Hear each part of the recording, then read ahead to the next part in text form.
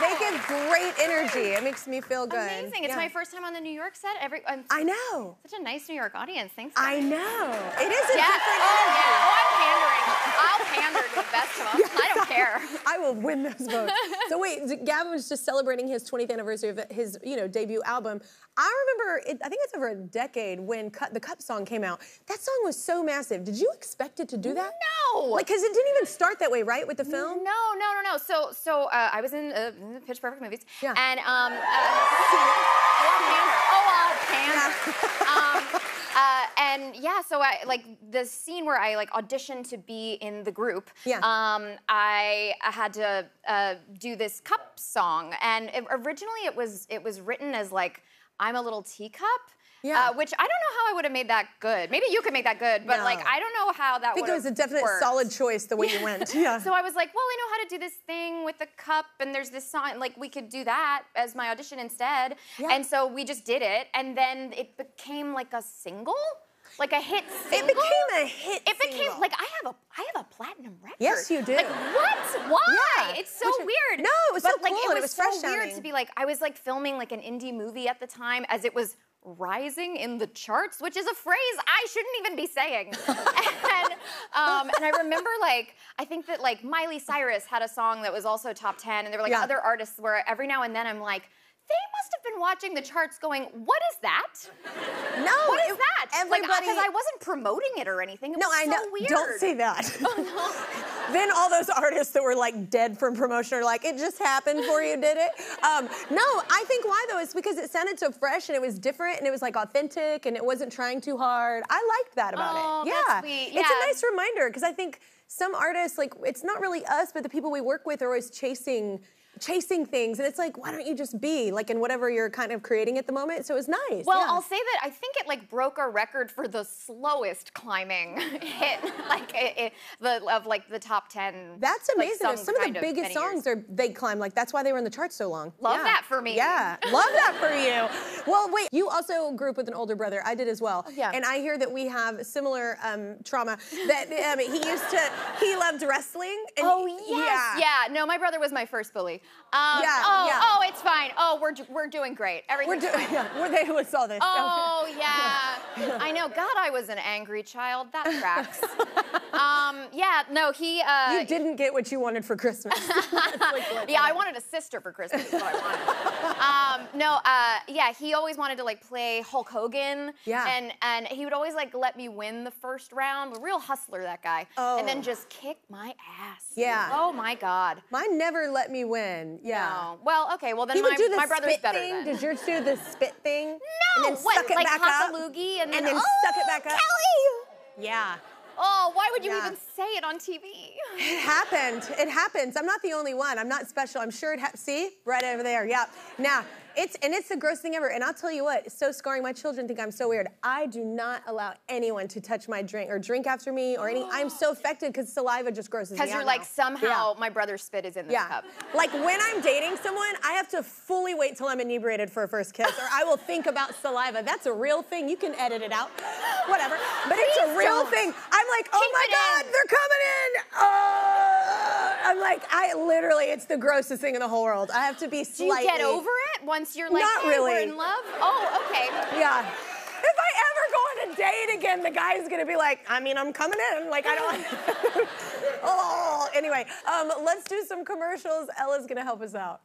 Hi, Kelly, fellow Texas girl in the house. Yeah. Anna, you are part of one of my favorite memories. My friends and I all learned the riff off from Pitch Perfect, including the whole rap that you did.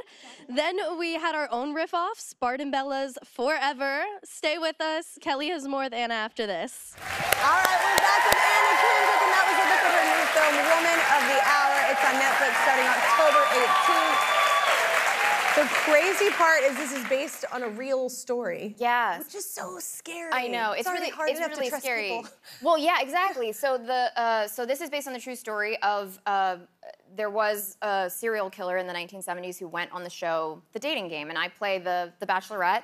And I think the premise of that is so scary because there's, you know, this perfect metaphor for, like, how can you really know someone? How can you really see what's behind the curtain? Yeah. Because there's this partition, and, like, she talks to them through a wall, and you're hoping you pick the right person. You're hoping you can trust your judgment. Yeah. But it's hard to know sometimes whether someone is safe or dangerous. Yeah, but like usually murderer isn't an option, you know? So, yeah. Like narcissist, cool.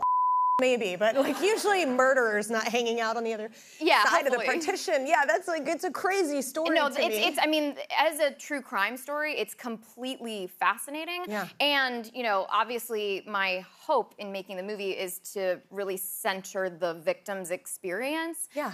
You know, I know you and I have talked before about, you know, having had similar events in our life that were devastating. Yeah, and it was very nicely said in a court of law. There's something almost like this gravitation. I don't know if you found this, but for me, there's sometimes like this gravitational pull toward ruminating about the other person and like what's going on with them and their motivation and their psychology, and it actually just keeps you stuck. And even making this movie, there were times when I found myself like drawn into that question of like, what was going on with that guy and what made him tick? And weirdly, the scenes would work so much better once it was like, no, just stay with the person that was impacted by him, you know, because that's almost like what we're trying to avoid when we ruminate about the other person is like our own grief, because our own grief sucks. No, and you can lose you because you're focused so much on the other person. That's right. Yeah.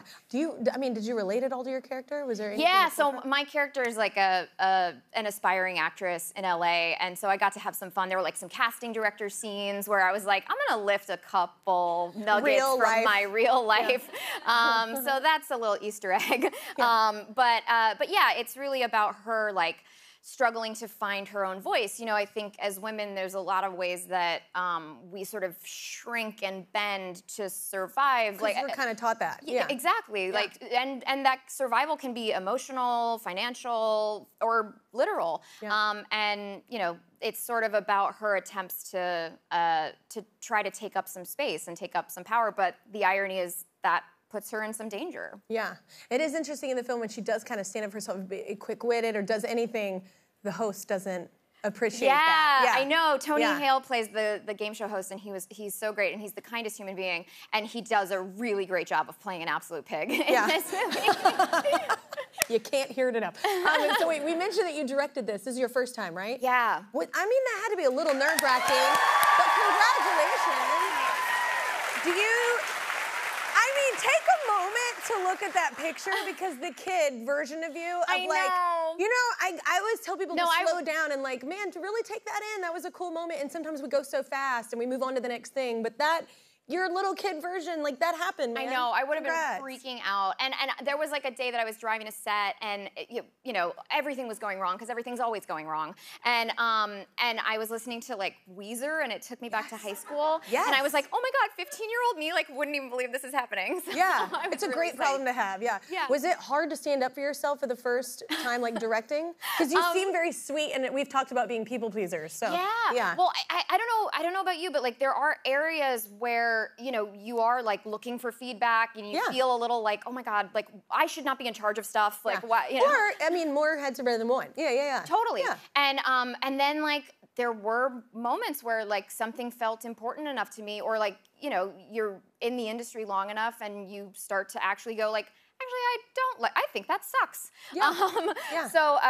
So there were times when like, you know, some of my producers wanted to like change the opening scene, and it was like I was hearing my own voice come from somewhere else, and I was just like, if it's that important to you guys, like I'm not sure if I know how to make that movie, which is a bananas thing to say as a first-time director. No, it's not. But I felt strongly about certain things, and it is amazing the way that you can kind of stand up for yourself when you kind of turn off the overthinking part of you. It's so hard for me, but because you don't want to be honest sometimes and hurt someone's feelings, but it's far more respectful and it's far more of a real moment if you're just honest. I feel like the older I get now. 42 learning that now. But I just mean, like, it's one of those things I had to learn. It's like, you know what, I'm gonna be honest in this moment, because if I'm not, then this is just all based on a lie. Yeah, and I'm not treating you like an You're adult, not gonna get the and best of me, I'm not gonna get the best of you. So I think, but it's hard to do that. It's really hard. Yeah, me too. But we have to take a quick break. We're gonna meet a couple of Anna's co-stars in the film when we get back. And that was another look at her new Netflix movie, Woman of the Hour. We also have two of the stars of the movie joining us as well. One is a Tony-nominated actress. The other is making her film debut. Please welcome Kathryn Gallagher and Autumn. Best.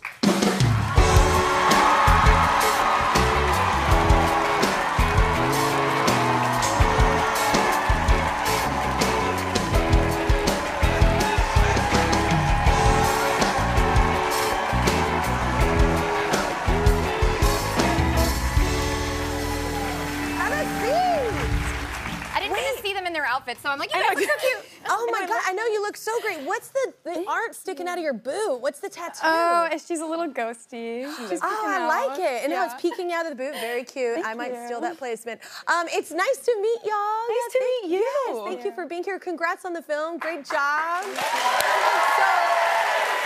y'all all have similar backgrounds. I mean, theater. Y'all are like theater kids.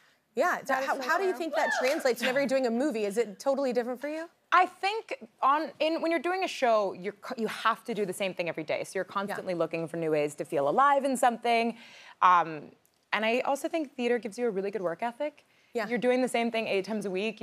You're doing it with like sore muscles and broken bones, and you know. And so I just think it gives you like a good sense of showing up, and it also makes you really grateful to be on a film set, because like someone brings you coffee and you're like, what? That's lovely sometimes. Yes, it's the simple things. Yes. But it drives me nuts because you have to keep repeating it and staying in it. And the thing I do love about theater is it's all live, and so it's like even if you mess up, it's like, well, that's a part of that night and it's there forever. By the way, your eyes are just, I have to talk about them. You're like a wolf. Your eyes are so cool. Anyway, okay, I'm gonna move on. I was like, stop staring at them. And then, so one of the themes in the movie is the pressure put on women. We touched on this a bit, to not seem rude and kind of keep in your own little space. How do y'all deal with that pressure when you're at work? Yeah, I think there's always a moment when you grow up a woman, you learn to be nice and be polite and make people feel comfortable. And I think, I remember an instance when I was younger where I was on set and I wasn't being treated in a way I loved. And I remembered thinking, well, I could stand up for myself and I could say something and I could, really assert what I feel is right and wrong.